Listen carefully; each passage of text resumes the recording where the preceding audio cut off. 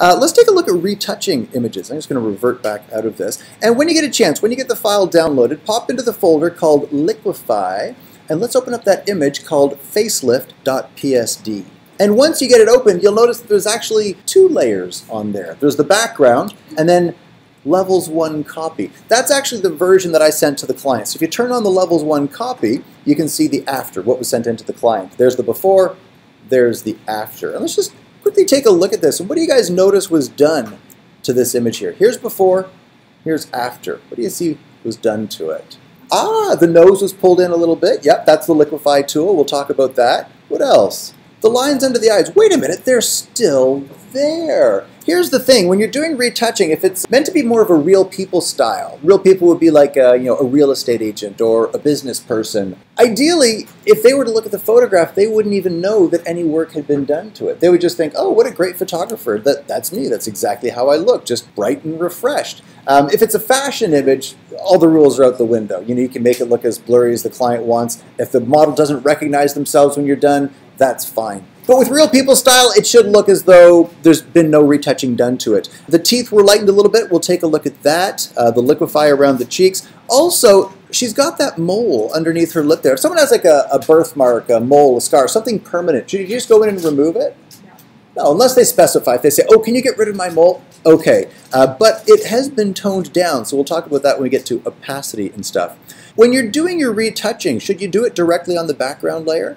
No, you want to have something to go back to in case things go tragically awry. So what's a good first step? You can duplicate the layer, or my personal preference, I like to work on a new transparent layer. And whether you work on a transparent layer or a duplicate of the layer, it's up to you. The thing I like about working on a new transparent layer, let's say I grab my clone stamp here, and let's say I did a great job, around the eyes, around the clothes, the fabric and stuff, and then something went tragically wrong and I accidentally stuck an eye in her forehead or something.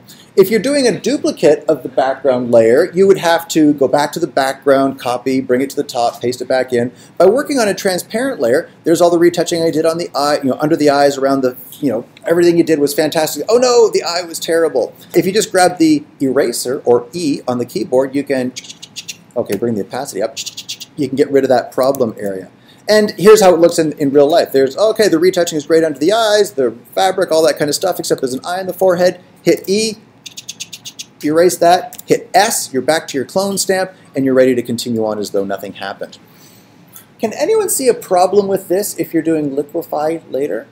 Like, what if I had, let's say I wanted to soften out this line here, and I'm going to overdo this, but let's say I softened out this little line beside the cheek here.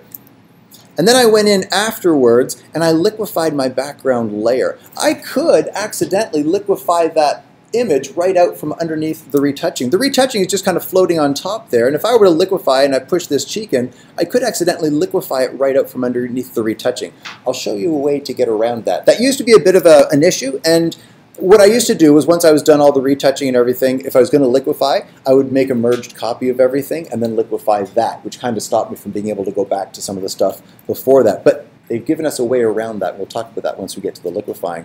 But let's play around with that clone stamp. Let's just take a look at the wrinkles under the eyes. Again, she knows she's got these crow's feet. She knows she has these lines under the eyes. And I see a lot of people, they'll go in with the tools and they'll just remove all the shadows on the face. Well, as long as you get rid of the shadows under the eyes, the shadows around the mouth, the shadows beside the cheek. But if you think about it, it's those shadows that are defining the shape of the face. Like this skin over here isn't really darker than this skin over here because the light is coming from the front. It's striking here. This is tilted a bit to the side, so it's a little bit darker. It defines the shape of the cheeks. Same thing on the forehead. It'll usually be darker down the temples. It's darker under the eye. If you think about it, the eye is a sphere. The eyelid is following the shape of that sphere. And as it curves under, it's going to be tilted away from the light a little bit. It will naturally be darker under the eye. If you completely lighten that up, they get this kind of puffy-eyed sort of look. Like, let's say your subject has a bit of a roundish face. Sometimes a little bit of darkening down the sides, a little bit of burning on the sides of the face can kind of help push that back into the shadows a little bit. By the same token, if someone has a bit of a vertical face, a little bit of lightening can kind of pull it out. If someone has a bit of a double chin, some darkening under the chin can push that into the shadows. The under the eye is naturally kind of curved away from the light a little bit. And if you lighten it up, it pulls it forward, almost gives it a kind of a puffy sort of look. If you drop the opacity of the brush, or if you prefer, you can play around with the flow as well. But I usually find around 20% or so. And let's say I just wanted to soften these out. I'll grab some texture down below, boink, and then just run that across. Although I just did that directly on my background layer. Let me make a transparent layer there. Grab some texture below, and just run that across. Fairly low opacity. If you do a before and after, it's really subtle. The whole thing about these low opacity brushes is it lets you gradually build that effect to what you're trying to get to. So if I wanted to kind of do a little bit of softening under here and the client thought maybe it needed a bit more, no problem. I can just go on to this other layer and continue on. Multiple click and drag. Each time it'll give me an extra 20%. Every now and then though, just make sure you do a before and after. Turn that eyeball off and on just to see a before and after. It's all too easy to go way beyond what you were expecting to do, and suddenly it's way overdone. So every now and then, a bit of a reality check. Turn it off, turn it on, make sure everything's working okay. So give that a try. Call up your clone stamp, play around with it, have some fun with it. Guys, if you're using your clone stamp and nothing is happening, do make sure that the sample is set to current and below. Because if you're working on a transparent layer, transparent plus transparent is still transparent. Oh, and something else, guys, always make sure your source and your destination alignment is working in your favor. Oh, actually, that was one other thing I wanted to show you about the Liquify tool. Just take a look on the screen for a second here. The alignment of the clone stamp, right now mine is set to aligned, which means that if I were to, let's say, again, for no good reason, I took an eyeball and I cloned it up into here. You'll notice that that plus sign on the eye down below is showing the source, and the circle with the eye up above is the destination. And right now the source and the destination are aligned. So her eyes are about, what, 8 inches apart there on the screen? If I went from here over to here, her eye should, there we go, there's the other eye. If I came down to around here, there should be a nose there. Excellent. If I went a little bit further, there should be a mouth. All right, but what if I turned off? It was a little bit scary, I know. What if I turned off the aligned? If I sampled the eyeball here, boink, I moved it up to here, excellent. If I move over to where her other eye is, there's another eye, except wait a minute, look at where the plus sign is. It's still on the original eye. If I go down to where the nose is, it's another. Is this getting any less terrifying? If I go down to where the mouth is, so if you had to make a bunch of duplicates of something, maybe a bunch of stars in the sky or confetti or whatever, instead of having to go back and option click each time, turn off the aligned. Wherever you sample, it'll always go back to that same point. So you can make a bunch of copies of the same thing. So that's the aligned versus non-aligned. Sorry, I just wanted to show you that. It can be particularly handy if you've got, say, like a bunch of blemishes on the skin that you want to remove, and instead of having to resample each time, maybe there's like a really good patch of skin you want to take it from, you can grab that and then just doink, doink, doink, doink, doink, throw it over top of each one without your source changing. And the downfall that could come with the source changing, I often see people doing this under the eye. Say you want to grab a little bit of this texture down below, we'll do a sample here, and then they jump into the corner of the eye. Take a look at where the source is coming from. Works out okay here, except eventually it passes out into the hair, and now you're cloning hair under the eye.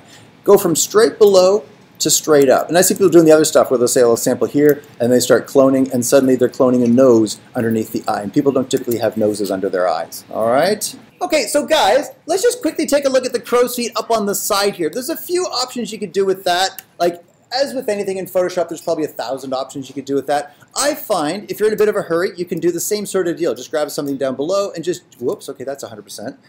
Just gently kind of waft that over top. But if you've got a little bit more time, or if you think it's going to be used on something a little bit larger, like if this was just a business card, probably that would be just fine. But if this was going to be a bus shelter, you might want to go a little more precise. And don't be afraid to get right in there and just run over each individual line. It doesn't take that much longer, but just a little right across. There's a before and there's an after. So you can kind of zoom in on specific elements and take them out individually.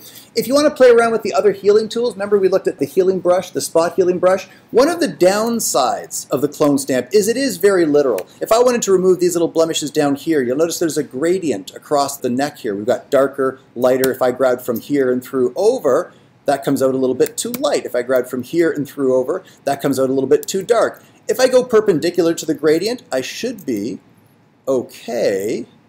But if you want to be a little less, requiring being cautious about the gradients there, you could try some of the healing tools. Like the spot healing brush, same sort of deal. I need to hold down the option key, but if I do go from a brighter area into a darker area, it should be able to detect that difference in brightness and match it up. Things like the spot healing brush. You don't even need to tell it where to take the detail from. Whatever you cover up with that little black mask will be removed. It'll look for detail around, and sometimes it'll do okay. If it's a fairly wide open area, like something around here, it'll probably find some pretty good... What the heck did it do there?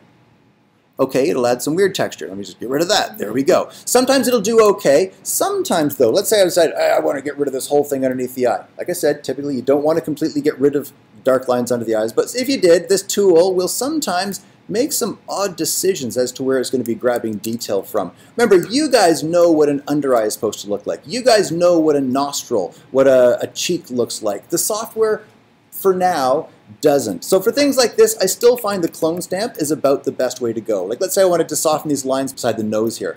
This one here, I could just kind of grab, throw some, okay, lower opacity again. Throw some of the similar texture over. For this one, it's a little bit jagged, a little bit offset. I could come at it from two sides. Maybe this one, I'll come from this side, kind of push it upwards a little bit. Maybe this one, I'll grab from the other side, push it down, and kind of pull that a little bit back into alignment. Even things like this, I could grab something from over here, just kind of waft that over top. Fairly low opacity. Just kind of gently clean those things up. There's that mole. Again, if they don't specifically say to remove it, don't remove it. But no one says you can't maybe drop the opacity, say 50% or so. Grab a little bit of this and just kind of waft that over top. She sees it, it's still there. She knows she has it. There's before, there's after. It can kind of soften that out a little bit. So work your way around. Take a look at the wrinkles. Take a look at the lines. It certainly isn't the fastest way of doing it. By working on each piece individually, you know that there's nothing going wacky. A lot of the filters I see where people they'll do like blurs and stuff, it's easy to miss little bits. You know, something goes weird around the jawline, stuff like that. And if something doesn't look right when you do it, Command Z. I've seen some pretty big messes made where someone tries to correct something and they just keep trying to correct and it just kind of gets out of control there. So if something doesn't look right, Command Z. Or remember, you can always hit the E key, get the eraser, and erase the problem.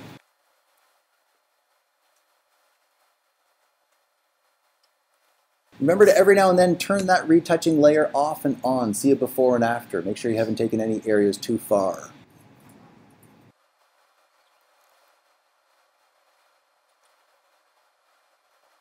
Guys, if you want to use the spot healing brush on the transparent layer, it's not current and below. It's this little box here that says sample all layers.